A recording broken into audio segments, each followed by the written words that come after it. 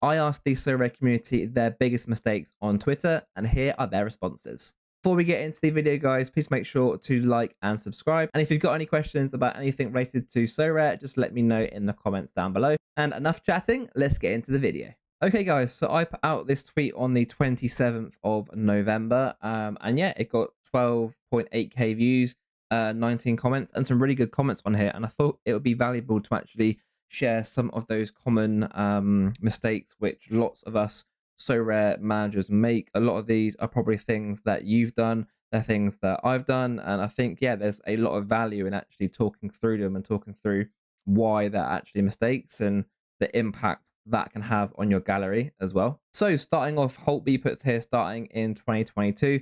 And yeah, that was the same time as me. I started in February 2022. The prices were much higher then. And then, yeah, especially in limited since then, the price has really crashed.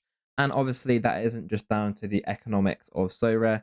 Lots of things have happened in that time to actually contribute to that price drop. But yeah, if you've held cards for all that time, the price would have definitely decreased. And you know, for me, for instance, I had a couple of Ibrahim Sehik goalie cards in limited, and I think I bought them for about £120 each.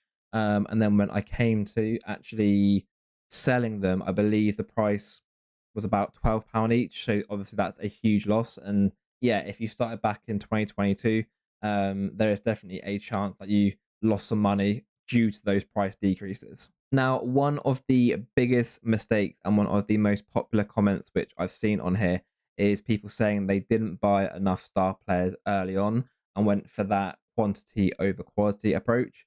And as someone that has played lots of Cap 240, it's definitely one of the traps that I've fallen into personally.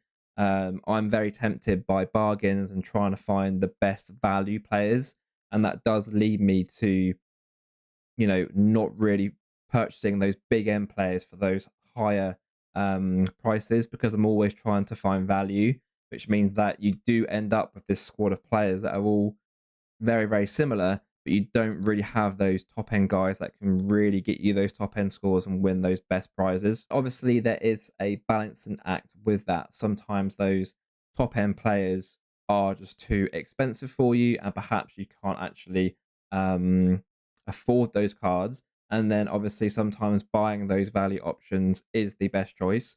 But overall, you really need to have that balance. And sometimes just spending that extra bit of cash for that better quality player is going to be more beneficial for you and your gallery moving forward. And Luke Sanderson puts a point here about doing a trade for what he thought was a rare striker with Pavel, but instead it was a limited, and Pavel accepted immediately. And I'm sure we've all been there when we're trading with the bots. We send over a trade, they accept instantly, and you're like, that's not a good sign. Something must have gone wrong.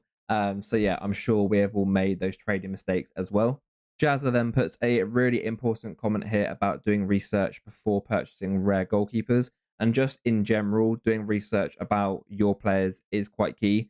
I think it's quite easy to see prices on like Sorare data, for instance, or see other people purchasing these players and then just instantly purchase them as well. But actually doing the research behind the player, who he plays for, who he has played for, where does he play, what system does that team play in, have they recently changed manager, how good is that team in their league.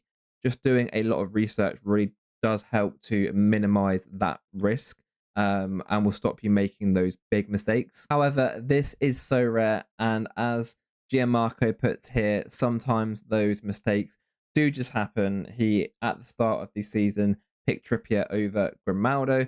Now, Trippier is still a very, very good player. However, if you play Sorare, you know that Grimaldo has had a crazy good season for Leverkusen, and sometimes those mistakes just do happen on Sorare. Sorare Slovakia brings up a good point here, and this is one of the things that I do so often, and I don't know why I do it, but you have those favorite players, their price increases, and instead of selling them, taking that profit, you hold on to those players expecting those scores to continue.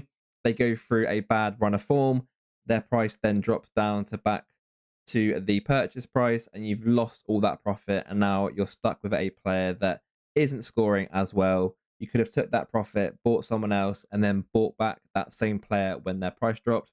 And yeah, I always do this. I always hold players for far too long, and it's personally one of my biggest mistakes on Sorare. And then Mike H brings up a good point about a trading strategy and buying players in off seasons. For instance, here he brings up buying more MLS keepers off season when their price is cheaper. And that's something that I've been trying to do more of, is try and pick up players when they aren't playing.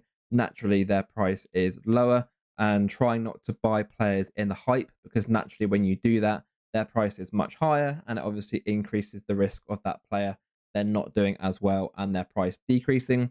So definitely, yeah, having more of a plan when it comes to trading and when I'm actually purchasing players. Okay, that is going to be all for today's video, guys.